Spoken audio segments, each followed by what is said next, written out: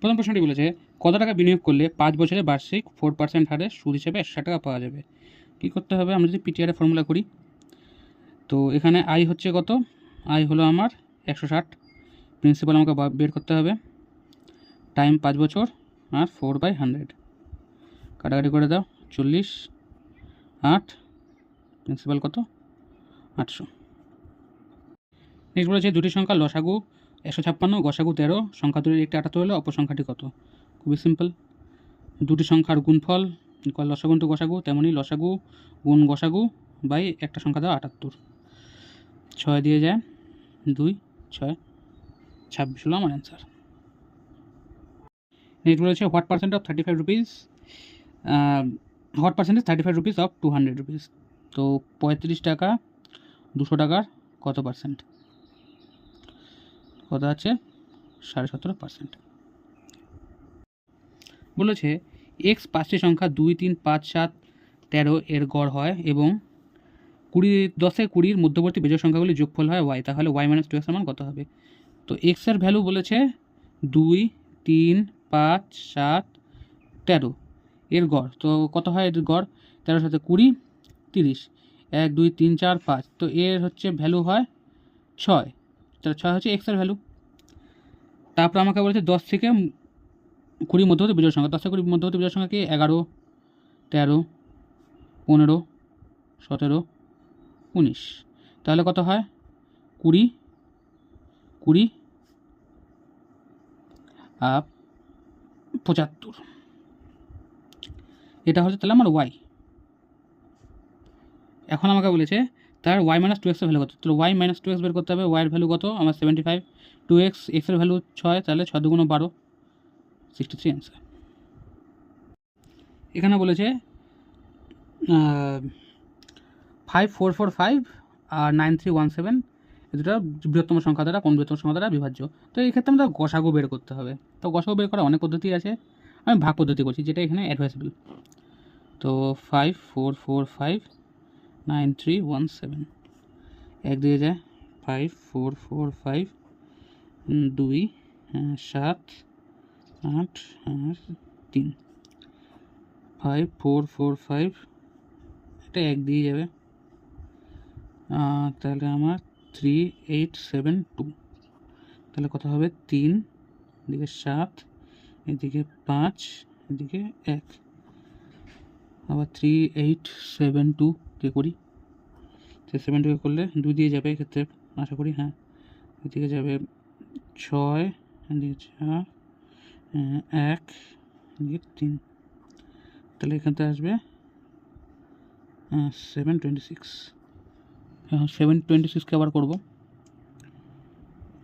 1573 দিয়ে, দেখতে পাচ্ছি 2 দিয়েই যাবে,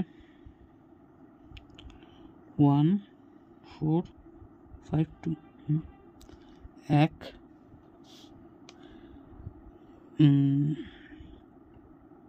2, 1, 726, এটা তো আমার 6 দিয়ে চলে যাবে, 1726, তাহলে 120, এটা হচ্ছে আমার অ্যান্সার, 121 সরি। আমাকে বলেছে 24:a = 400, তাহলে এর ভ্যালু কত। তো 24:a কে 24/a লিখতে হবে, 24/a = 400, তাহলে এ কত, এ কত 24/400, 400কে 4 গুণ 100 লিখতে পারি, একই 6, তাহলে একটা শূন্য দুটো শূন্য, মানে একটা শূন্যতে পয়েন্ট এখানে বসবে, তারপরে একটা এখানে বসবে, তাহলে 0.06 হলো আমার অ্যান্সার। নেক্সট বলেছে a firm has some ducks and cows, there are total 7 heads and 18 legs, how many ducks are there. তো এটা অনেকভাবে করা যায়, আমি অ্যালিগেশন দিয়ে করছি, অ্যালিগেশন দিয়ে এখানে সব থেকে অ্যাডভাইসেবল প্রসেস হবে, এক্স ধরে করা যায়, এক্স ধরে কেন করবো। তো আমাকে এখানে যে জিনিসটা আমার দেখতে হবে যে একটা হাঁসকে আমি লিখছি ডাকস আর গরু কাউ। তো হাঁসের কটা পা থাকে, এখন এখানে বলা আছে 7টি মাথা আছে, 7টি মাথা আছে মানে প্রত্যেক হাঁসেরও একটা করেই মাথা থাকে আর গরুরও একটা করেই মাথা থাকে, তাহলে 7টি মাথা আছে, যদি 7টি মাথা থাকে তাহলে যদি 7টি যদি হাঁস থাকে তাহলে হাঁসের টোটাল কটি পা থাকবে, তাহলে হাঁসের 7 দুগুণ 14টি পা থাকে, কারণ হাঁসের 2টি করে পা থাকে, 14টি পা থাকবে। গরু যদি 7টি থাকে তাহলে গরুর কটি পা থাকবে, গরুর 4টি করে পা, তাহলে 28টি পা। কিন্তু আমাকে এখানে বলা আছে সব মিলিয়ে মোট পাওয়া আছে 18টি। এখন অ্যালিগেশন লাগিয়ে দিই, এদিকে 4, এদিকে 10, 5, 2।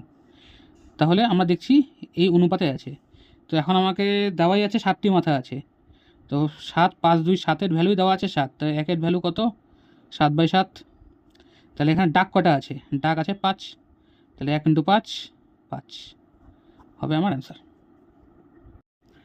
নেক্সট বলেছে A:B দেওয়া।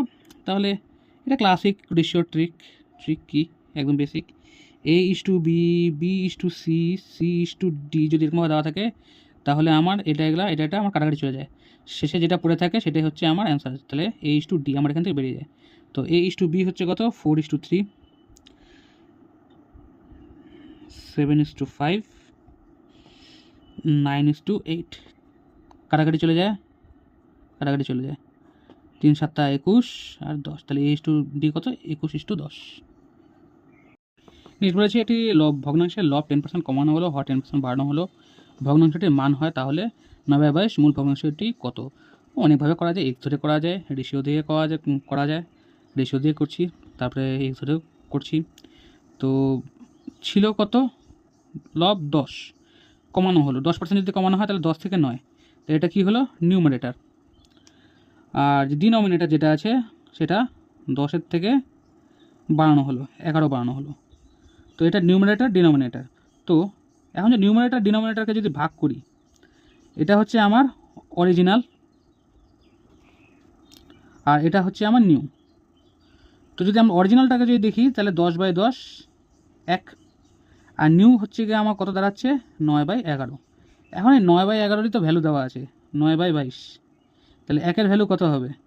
9/22 × 11/9, 9 কাটলাম 2। তাহলে 1-এর ভ্যালু 1/2, কারণ 1/2 তো এটা অরিজিনাল। তাহলে আমার অরিজিনাল ভগ্নাংশটি কত? 1/2। এটা গেল রেশিও পদ্ধতিতে। আর যদি এক্স ধরে করতে চাও, এক্স ধরেও করা যায়। এক্স ধরে এই পাশে করি, এক্স ধরে যদি করি, আমি হচ্ছে লবকে এক্স ধরলাম, হরকে ওয়াই ধরলাম। প্রথমে বলা হলো এক্স হচ্ছে 10% কমানো হলো, তাহলে 9x/10, আর হর 10% বাড়ানো হলো মানে 11y/10 করে আমার কথা হলো 9/22।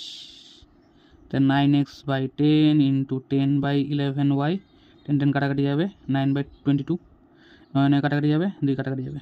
তাহলে x/y কত হবে? 1/2। যেটা যেরকমভাবে মনে হয় করে নাও। নেক্সট বলেছে পি এবং কিউ এর গড় 35, তাদের যোগফল কত হবে? তো গড় দেওয়া আছে পি আর কিউ এর 35, তার যোগফল হচ্ছে যেহেতু দুইটা সংখ্যা আছে গুণ করলেই হয়ে যাবে 70, হবে আমাদের অ্যান্সার। নেক্সট বলেছে এক ব্যক্তি এক নির্দিষ্ট পরিমাণ অর্থ ব্যাংকে 10 বছরের জন্য জমা রেখেছিলেন, সেই সময় তা দ্বিগুণ হয়, তাহলে ওই সময় সরল সুদের হার কত ছিল? তো বলেছে যদি আমি 100 টাকা রাখি তাহলে 10 বছরে সেটা হয়ে যায় দ্বিগুণ, 200 টাকা হয়। তাহলে কত টাকা আমার বাড়লো? 100 টাকা বাড়লো, 100 টাকা বাড়লো। তাহলে আমাকে ওই সময় সরল সুদের হার বার করতে, তো সরল সুদের হার আমার 10 বছরে বাড়ে না, সরল সুদের হার আমার প্রতি বছরে হয়। তো আমার 100 টাকা যদি আমার বাড়ে তাহলে প্রতি বছর কত বাড়লো? কারণ 10 বছরের জন্য 100/10, তাহলে প্রতি বছরে আমার 10 টাকা করে বাড়লো। তো 100 হিসাবে যখন হচ্ছে, 100তে যদি 10 টাকা বাড়ে তাহলে এটাই তো পার্সেন্টেজ না, তাহলে আমার 10% হিসাবে আমার সরল সুদের হার ছিল।